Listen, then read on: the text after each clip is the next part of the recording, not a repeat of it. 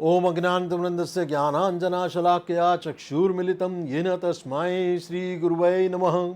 श्रीचैतन्यमनोभीष्टं स्थापितं येन भूतले स्वयं रूपं कदा मह्यं कदा ददाति स्वादपदान्तिकम्।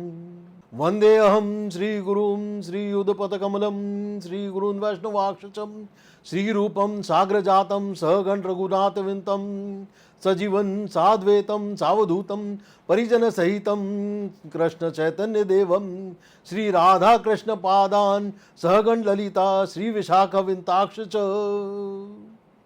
नमः ओम विष्णुपादाय कृष्णपृष्ठाय भूतले श्रीमते भक्ति वेदांत स्वामी इति नामिने। नमस्ते सरस्वते देवे गौरवाणी प्रचारिणे निर्विशेष शून्यवादी पाश्चात्य देश तारिणे। हे कृष्ण करुणा सिंधु दीन बंधु जगतपते गोपेश गोपिक कांत राधा कांता नमस्तुते। तप्त कांचन गौरांगी राधे वृंदावनेश्वरी वृषभानु सुते देवी प्रणमामि हरि प्रिये। वांछा कल्पतरुभ्यश्च कृपा सिंधु वच पतितानां पावनेभ्यो वैष्णवेभ्यो नमो नमः। जय श्री कृष्ण चैतन्य प्रभु नित्यानंद श्री अद्वैत गदाधर श्रीवासादि गौर भक्त वृंद। हरे कृष्णा कृष्णा कृष्णा हरे हरे हरे राम राम राम हरे हरे। तो आज हम चर्चा कर रहे हैं भक्ति योग के नियम क्या क्या है, कृष्ण भावनामृत जीवन पद्धति क्या है ना। तो जैसा मैंने चर्चा करी थी कि हम जो है जाप करते हैं, भगवत गीता पढ़ते हैं, भागवतम पढ़ते हैं और श्री प्रभुपाद की शिक्षाओं पर आधारित चर्चाएं करते हैं, है ना। श्री प्रभुपाद हमारे इस्कॉन के फाउंडर आचार्य हैं और जो 1965 में अमेरिका गए जलदूत वाहन से, जलदूत जहाज एक कार्गो शिप था, है ना। और लगभग 1966 में, जुलाई 1966 में उन्होंने इस्कॉन की स्थापना करी। ठीक है, तो इस बैकग्राउंड के साथ आज अपन इस विषय पर चर्चा कर रहे हैं, भक्ति योग के नियम क्या है ना। भक्ति योग मतलब पहले तो थोड़ा सा बैकग्राउंड अपन ये समझ लें कि भगवत गीता में जो 18 चैप्टर्स हैं उसमें पहले 6 चैप्टर्स आते हैं कर्मयोग, बीच के 6 चैप्टर्स आते हैं भक्ति योग और आखिरी के 6 चैप्टर्स आते हैं ज्ञान योग। ठीक है, और कर्म योग और ज्ञान योग ही जो है भक्ति योग के ही जरिए हम समझते हैं। ठीक है, तो अब इसमें और आगे बढ़ के समझते हैं कि इसमें आगे हमको क्या क्या चीजें करना होती हैं। तो इसके 5 अंग हैं। पहला श्रवणम कीर्तनम विष्णु स्मरणम पाद सेवनम अर्चनम वंदनम दास्यम साख्यम आत्म निवेदनम, है ना। ये 9 विधि होती है, नवदा भक्ति कहते हैं इसको। और इनमें से कोई भी एक या multiple combinations of these 9 processes, इनका हम इस्तेमाल करते हैं भक्ति योग में। ठीक है, इनमें से मुख्य है नाम जप करना, भागवत श्रवण करना, मूर्ति सेवा करना, मतलब हम उसको मूर्ति नहीं मानते हैं, हम उनको भगवान क्या जीवित रूप मानते हैं। ठीक है, फिर आता है साधु संग और धाम सेवा। तो ये है 5 अंग भक्ति के। क्या क्या है, सबसे आखिरी वाला फिर से दोहराता हूं, नाम जप करना, भागवत श्रवण करना, मूर्ति सेवा करना और साधु संग और धाम सेवा। ठीक है, फिर आता है 4 नियामक सिद्धांत, 4 रेगुलेटिव प्रिंसिपल्स। वो क्या है, मांस मछली अंडा मतलब नॉनवेज किसी भी प्रकार का नहीं कंज्यूम करना, नहीं खाना, बिल्कुल भी नहीं खाना। ठीक है, दूसरा है मद्यपान या अन्य नशा निषेध है, मतलब नो इंटॉक्सिकेशन, चाय कॉफी का भी नशा हम नहीं करते हैं। ठीक है, अपन ने डिटेल चर्चा करी थी जब आपके घर पे अपनी बात हुई थी, तो उसमें डिटेल्स अपने चर्चा करी थी कि ऐसा क्यों, क्योंकि या तो आप नशा कर सकते हैं या नाम स्मरण कर सकते हैं, है ना। तीसरा रेगुलेटरी प्रिंसिपल से जुए का निषेध है, नो गैम्बलिंग, ठीक है। और चौथा आता है अनधिकृत यौन संबंध निषेध है, ठीक है। अब ये चारों सिद्धांत जो है बेसिकली लिंक्ड है चार पिलर्स, 4 पिलर्स ऑफ धर्म, ठीक है। जैसे मांस मछली अंडा ये नहीं खाना, ये इसलिए है कि इससे जो है आपका वायलेट होता है एक बहुत इंपॉर्टेंट प्रिंसिपल, और वो प्रिंसिपल है जो चार, आपको पहले वो प्रिंसिपल में समझाता हूं कि ये चार प्रिंसिपल क्या क्या है ना। एक होता है ऑस्टेरिटी, ठीक है, ऑस्टेरिटी मतलब तपस्या। दूसरा है ट्रूथफुलनेस, तीसरा है क्लीनलीनेस, और चौथा है मीट मर्सी, ठीक है। तो जब अपन मांस मछली अंडा ये सब अपन जब खाते हैं तो मर्सी या कंपैशन या करुणा का भाव ये हमारा खत्म हो जाता है, ठीक है। मद्यपान या अन्य कोई भी नशा या चाय कॉफी का भी नशा क्यों मना किया गया है? क्योंकि किसी भी प्रकार का इंटॉक्सिकेशन आपकी तपस्या को नहीं करने देता, आपको एक लेवल से ऊपर इलेटेड महसूस कराता है, और उसमें आप भगवान को भूलकर हर वो चीज आप करना चाहते हैं जो आपने नहीं करना चाहिए, ठीक है। तीसरा आता है जुआ निषेध है, गैम्बलिंग। गैम्बलिंग इसलिए मनाई है शास्त्रों में क्योंकि truthfulness is one of the major regulative principle, सच्चाई, सत्यवान, सत्यता से जीवन जीना, ठीक है। तो गैम्बलिंग करने से आपकी ट्रूथफुलनेस टूटती है, आप कोई भी सच्चाई से जुआ नहीं खेल सकता, है ना। फिर आता है अनधिकृत यौन संबंध, ये है एक क्लीनलीनेस या प्योरिटी, ये अपने आप में बहुत मेजर प्रिंसिपल है कि आप, क्योंकि जब शारीरिक मिलन होता है तो एक आत्मिक संबंध बन जाता है जिसको बोलते हैं ऋणानुबंध, है ना। दो शरीरों का ऋणानुबंध बन जाता है, तो इलिसिट सेक्स नहीं करना होता है। ये चार रेगुलेटरी प्रिंसिपल से ये सबसे महत्वपूर्ण सिद्धांत है जो हमको प्रैक्टिस में डे टू डे बेसिस पे को ध्यान रखना होता है, ठीक। तो डोंट्स की हमने बात कर लिया है, अब हम डूज पे बात करते हैं, ठीक है। रोज 16 माला महामंत्र का जाप करते हैं, जैसे मैंने आपको मोहर्बी में बताया था। हरे कृष्णा कृष्णा कृष्णा हरे हरे, हरे राम राम राम हरे हरे। ये मन की शुद्धि व चेतना का जागरण करता है, ठीक है। ये एक बार अपन मंत्र बोलते हैं तो लगभग 6 से 8 सेकंड लगना चाहिए, बहुत जल्दी जल्दी नहीं करना है। एक एक बार बोलते टाइम स्पष्ट उच्चारण करना है, प्रोनाउंसिएशन बहुत क्लियरली करना है, ठीक है। हरे कृष्णा कृष्णा कृष्णा हरे हरे, हरे राम राम राम हरे हरे, ठीक है। इस प्रकार से हम एक बार ये मंत्र बोल के, और इस तरह से 108 बार मंत्र बोलते हैं तब एक माला होती है। जब एक बार 108 बार बोल चुके होते हैं तब अपन एक पंच तत्व मंत्र बोलते हैं जिसको बोलते हैं जय श्री कृष्ण चैतन्य प्रभु नित्यानंद श्री अद्वैत गदाधर श्रीवास आदि गौर भक्त वृंद, ठीक है। वो मैं आपको भेज दूंगा, उसकी चिंता न करें। तो ये 108 बार होने के बाद हम एक बार ये मंत्र बोलते हैं, पंचतत्व मंत्र बोलते हैं।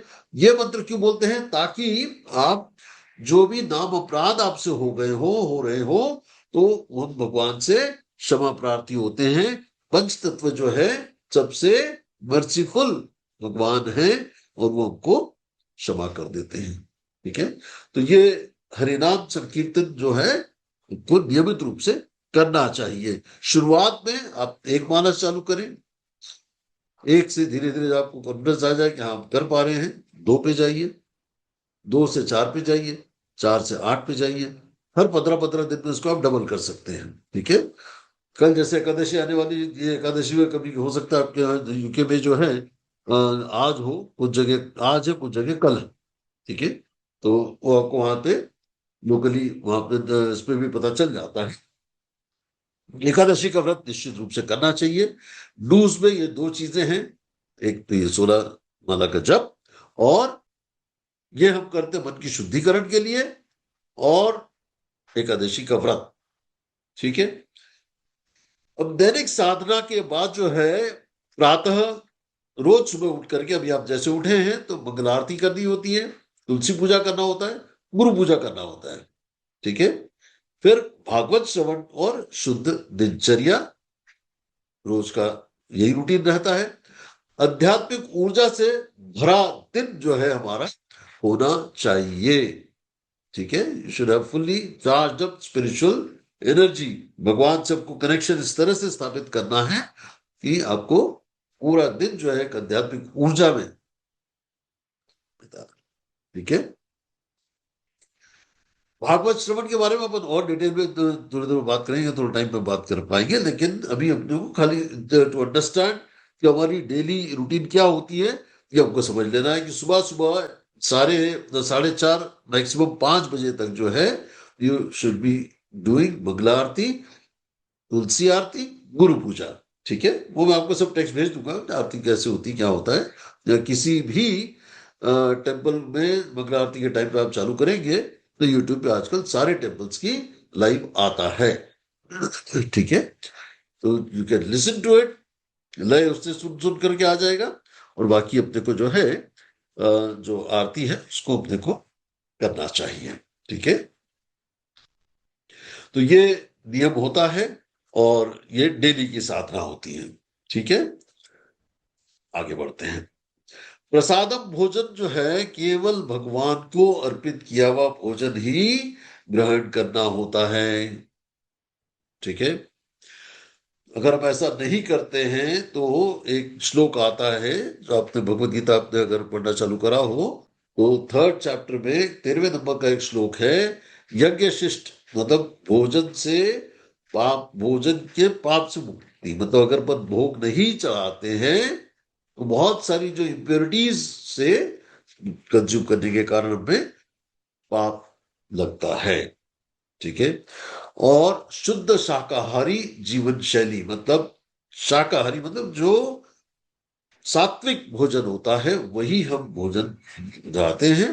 9:26 में 9वें चैप्टर में 26 नंबर का श्लोक आता है, जिसमें भगवान ये कह रहे हैं, जो भक्त मुझे पूरे भावपूर्ण,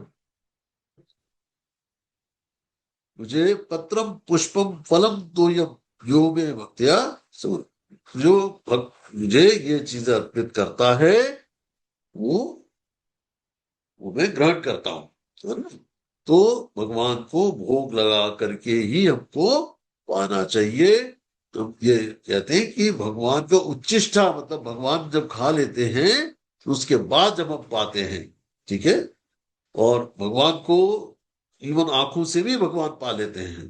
ठीक है, तो जब वहां पे हम थाली रखते हैं, थोड़ी देर के लिए ढक देते हैं, जितनी देर हमको खाने में लगता है उतना देर ही हमको रखना चाहिए, 10 से 15 मिनट के लिए हमको कम से कम रखना चाहिए, और उसके बाद वहां से थाली हटा करके जो भी जो एक एक 2-2 आइटम हमने जो रखा है वो सारी चीजें हमने वापस से पूरे मेजर इसमें मिला देना चाहिए, वो आपका प्रसादम बन जाता है। तो हम ये नहीं कहते कि खाना खा लीजिए, हम ये कहते हैं प्रसादम पाइए।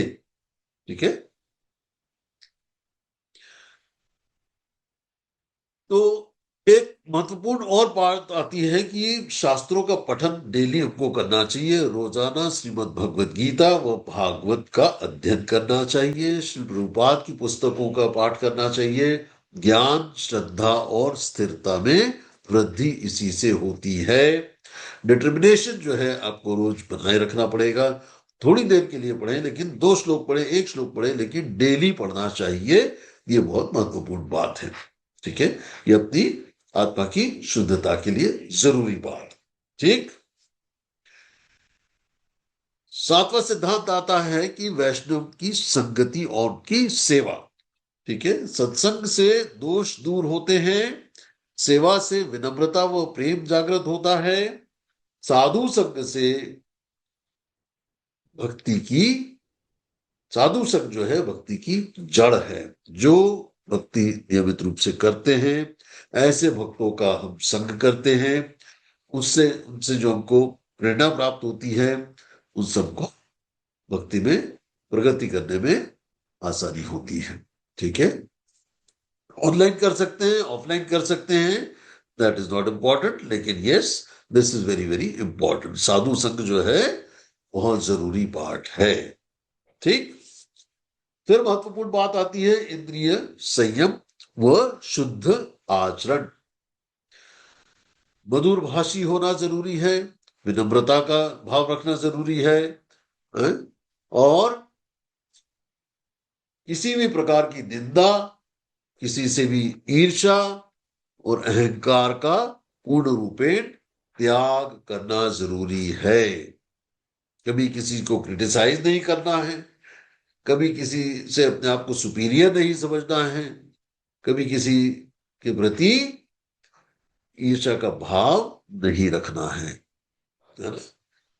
आपने सुना होगा काफी सारी जो एक एडवर्टाइजमेंट्स में भी आता है कि उसकी साड़ी मेरी साड़ी से सफेद कैसे, है ना? ये जब नया नया दूरदर्शन आया था हिंदुस्तान में, तो ये बहुत टिपिकल एड आया करती थी, जो कि ईर्ष्या को बढ़ावा देती है। तो चरित्र में शुद्धता, दिखावे की जिंदगी नहीं जीना है। चारित्रिक जीवन जीने का मतलब यह है कि आपके मन, वचन, वाणी, कर्म में शुद्धता लानी है।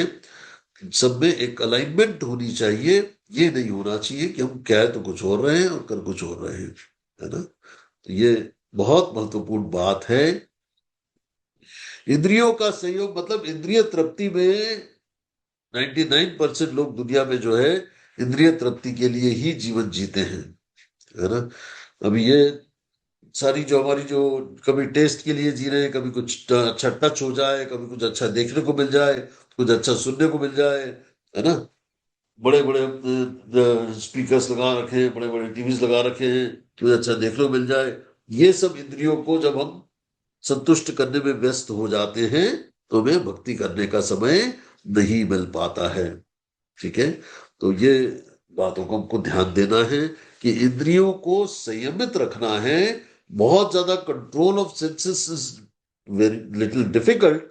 ये अर्जुन ने भी माना है, भगवान ने भी इस बात को माना है। भगवान ने क्या बताया है कि माइंड को कंट्रोल करना का एक दो तरीके बताए हैं, अभ्यास और वैराग्य से।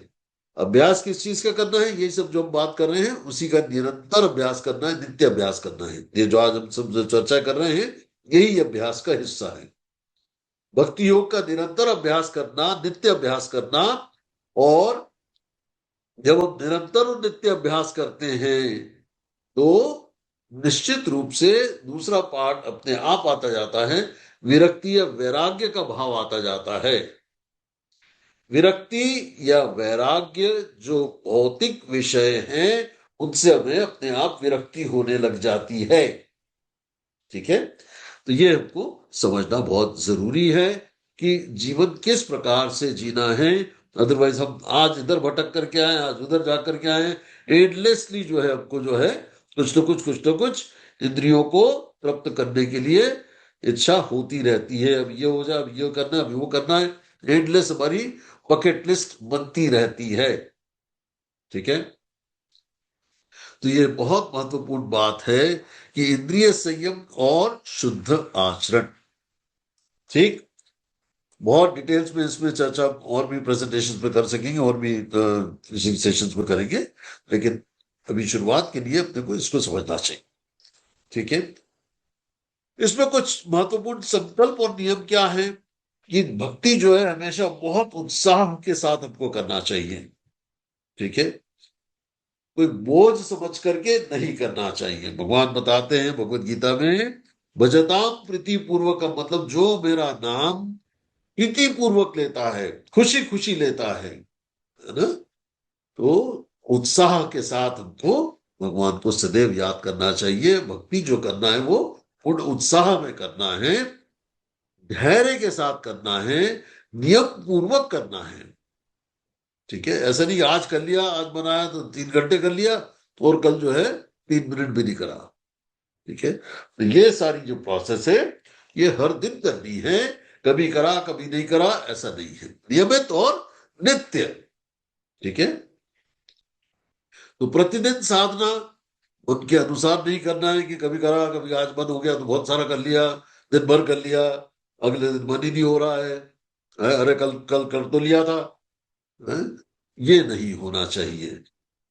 कम करिए, 2 घंटे करिए, 24 घंटे में से अगर अपन 2 घंटे भी भगवान के लिए ना निकाल पाए तो ये हम खुद ही समझ सकते हैं कि हम अपने जीवन को किस तरफ ले जा रहे हैं।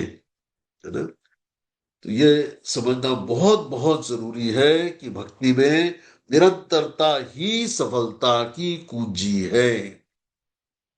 नित्य और निरंतरता, कंटिन्यूअसली करना है और डेली करना है। ठीक है, ये नहीं कि आज बनाया तो कर लिया और कल जो है उसको फिर छोड़ दिया, फिर जब कभी 2-4 दिन बाद याद आया तो कर लिया और फिर छोड़ दिया। ये नहीं करना है, डेली करना है।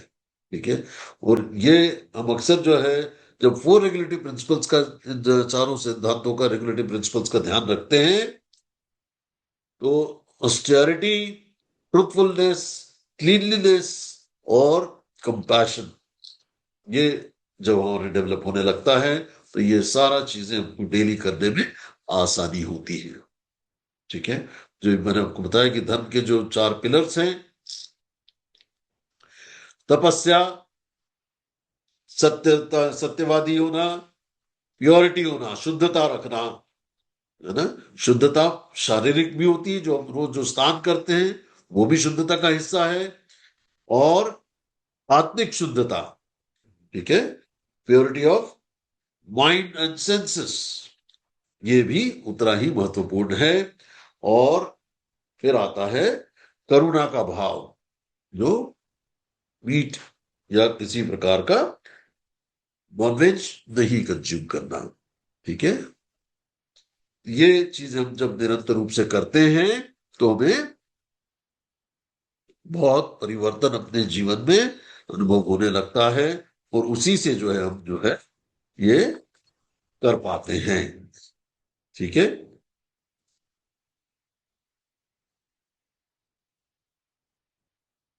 फिर है भक्ति को अगर अपन एक 2 लाइन में समझने का प्रयास करें तो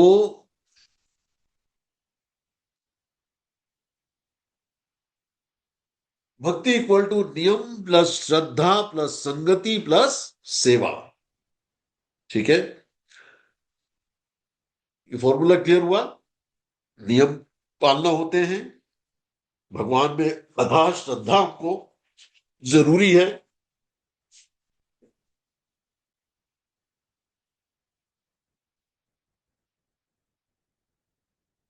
क्योंकि वो श्रद्धा ही जो है आपको नियमित उत्साह बना करके रखेगी। और श्रद्धा आपकी कम ना हो या उत्साह आपका कम ना हो, उसके लिए हमको संगति बहुत जरूरी है। और ये सब हम जब नियमित रूप से करते हैं तो हमें भगवान की और वैष्णवों की सेवा खुद होकर के करने का दिल करने लगेगा। तो कृष्ण कृपा से जीवन को सफल बनाए, साधना से सिद्धि, और यही जब नियमित रूप से हम साधना करते हैं तो निश्चित रूप से हम सिद्धि के मार्ग पर अग्रसर होते हैं। ठीक है, बताइए कोई प्रश्न हो, चर्चा करते हैं अपन उसके ऊपर अब।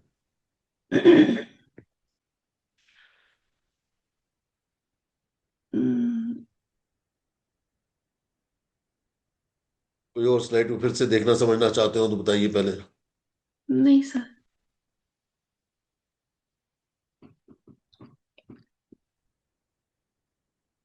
जी, नहीं, हाँ जी, कोई प्रश्न नहीं है, बस भक्ति अब आप आपने कहा कि जैसे भक्ति के चार कंपोनेंट्स हैं, एक तो नियम है,